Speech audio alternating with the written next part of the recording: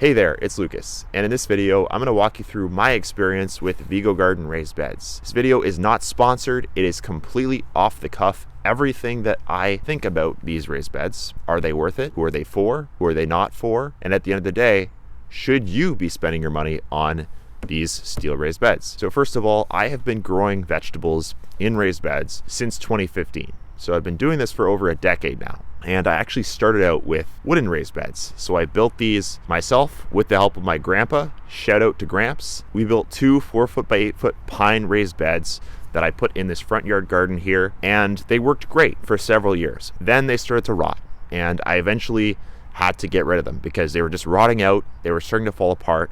And that's the problem with using wood. And so I was wondering, okay, what raised bed should I use, right? Because I don't want to use wood again, it's just going to rot. I also didn't want to use pressure treated wood, which would have lasted, but may have also had some chemical leakage into my vegetable plants. And so I thought, hey, let's try steel raised beds. And so Vigo Garden seemed like a good choice. And I wanted to test them out. Fortunately, Vigo sent me some of these raised beds for free, which was really nice. And I used them last season. So I grew mostly tomatoes in these raised beds. These are the classic, I believe it's the classic kit. I'll have to put the details up on the screen here.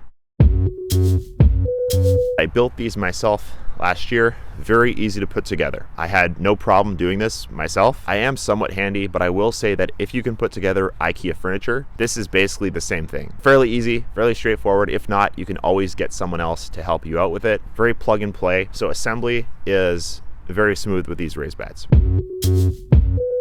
Okay, next I want to talk about longevity. So again, I've had these in place for about a year now, and just looking at them here in the spring, they look to be in pretty much the same condition as when I started. I don't notice any deterioration in the paint. You know, this rubber coating on top, this safety strip is still fully intact, and this is going through a Canadian winter, a full-on, you know, snowy, icy, freezing cold winter here in Ontario where I live. This one in front of me is starting to bow out slightly, but I think that's because I didn't screw it in tight enough. So I think that's user error on my part. The other two look, you know, perfect shape. There's absolutely no bowing whatsoever. There's a cross brace in the middle here that you can't see because it's under the soil that helps hold the raised bed together. But again, as I mentioned, with this one in particular, I don't think I did a good job screwing it together. I placed the blame on myself for that one. But in terms of longevity, so far, so good. These things are supposed to last for over 20 years, which is pretty phenomenal. Like I said, I had my wooden raised beds for 6 years, definitely not very long, and I had to replace them. So if you're looking for something more long-standing, these are certainly going to fit the bill for you. Aesthetic-wise, they look really nice in my opinion. They have a wide range of colors. This one is the olive green. I thought this one would be kind of the most low-key in my garden. I didn't want to go with the more bright green color or even the beige because I thought the beige would kind of stick out. But I find that olive green blends in really nice with my garden here in my front yard. The coloring is really nice. I love that they have all these different color options. They also, in my opinion, have a really cool unique look. So it's kind of this corrugated industrial feeding trough kind of look, which I think is really cool. But from a curb appeal perspective, I think they look fantastic.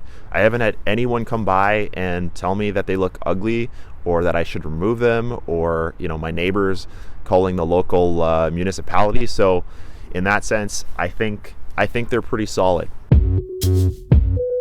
I found that the customer service at Vigo is pretty good. They're very fast at responding to emails. So if you have any issues or, you know, maybe some part wasn't included in your kit for whatever reason, they typically get back to you within a day. And for me, that's really important. Whenever I'm ordering some sort of product from a company, I want to make sure that they're going to be responsive and cater to my needs, right?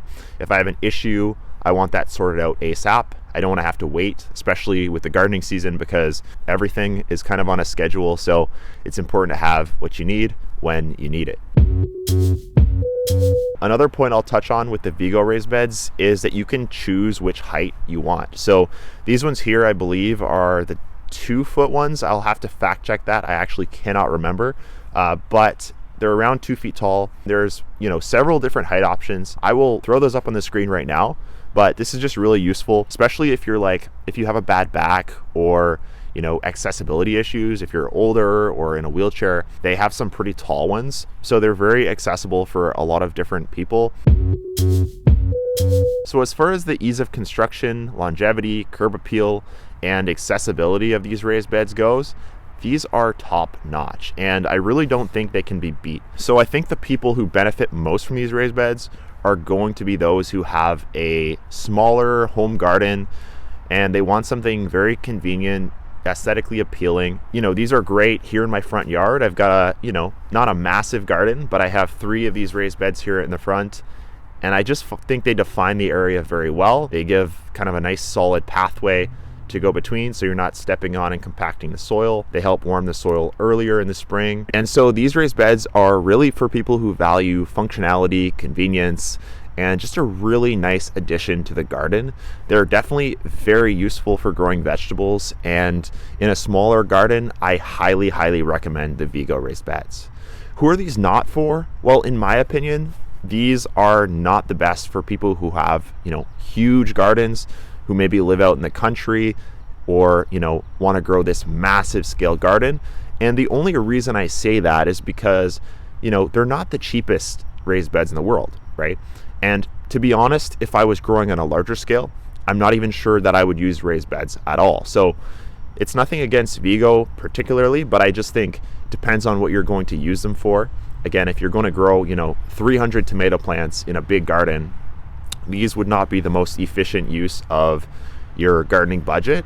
And even though they do last a long time, that would be a pretty significant investment. But overall, I do think they are very valuable and useful for gardeners out there if you're looking to get started growing vegetables. If you're interested in grabbing some of these raised beds, you can check out the link down in the description. I also have a $10 discount code you can use. It's LucasGrowsBest YT10 off, and you can just enter that when you're purchasing your products. So I really hope you found this video. If you're looking at getting into steel raised beds, I would definitely go with these over making your own out of wood. First of all, way easier to do. You don't need power tools, any of that. You can just throw everything together by hand in a couple of hours, and you won't have to worry about replacing them. So in that sense, great investment in my opinion for the garden. It's April here in Ontario, still freezing today. As you can tell, I'm wearing a winter jacket, and I'm really hoping that we get some consistent warm temps coming soon.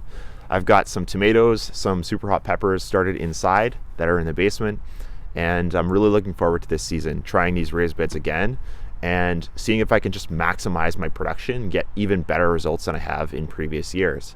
And if you're curious what varieties I recommend, because starting out with good varieties is really the first step to a productive vegetable garden, I actually created a free top variety guide that's basically every single amazing variety that I've grown over the past 14 years, my top producers, the most vigorous plants, most productive. And so if you're interested in grabbing that free list as well, you can check out the link down below as well there.